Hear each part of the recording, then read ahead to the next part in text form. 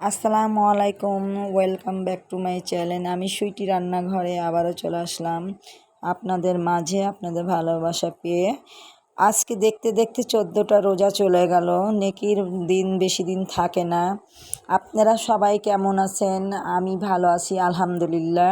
আমি আজকে পুঁই শাক, মিষ্টি কুমড়া, চিংড়ি মাছ, আলু দিয়ে রান্না করে আপনাদেরকে দেখাবো। প্রথমে তেল দিয়ে দিলাম, আদা রসুন বাটা দিলাম, জিরা বাটা দিলাম, পেঁয়াজ বাটা দিলাম, মরিচের গুঁড়ো দিলাম, হলুদের গুঁড়ো দিলাম, লবণ দিলাম, দিয়ে একটু নেড়ে চেড়ে নিলাম। ভালো করে নেড়ে চেড়ে নিব। একটু সামান্য পানি দিয়ে দিলাম, দিয়ে চিংড়ি মাছগুলো দিয়ে দিলাম। চিংড়ি মাছগুলো নেড়ে চেড়ে নিব, ভালো করে কষিয়ে নিব চিংড়ি মাছগুলো।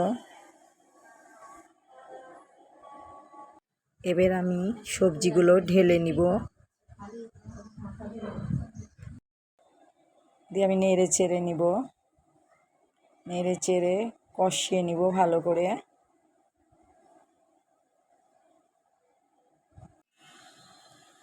এবার আমি পানি অ্যাড করে দিলাম পরিমাণ মতো, দিয়ে একটু নেড়ে চেড়ে নিব, একটু নেড়ে চেড়ে নিলাম।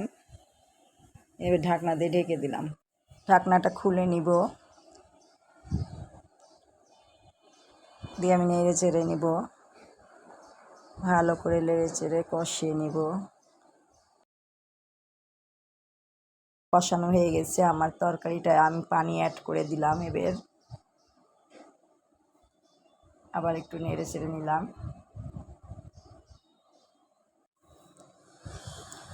চিংড়ি মাছগুলো মশলার সাথে আমি কষিয়ে নিয়েছিলাম, নিয়ে আমি তুলে রেখেছিলাম। এখন আমি দিয়ে দেব তরকারির মধ্যে,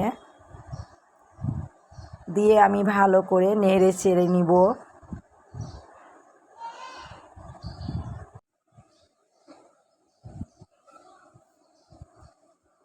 আমার তরকারি রান্না হয়ে গেছে। ভিডিওটি ভালো লাগলে অবশ্যই লাইক, কমেন্ট, শেয়ার করবেন। আসসালামু আলাইকুম।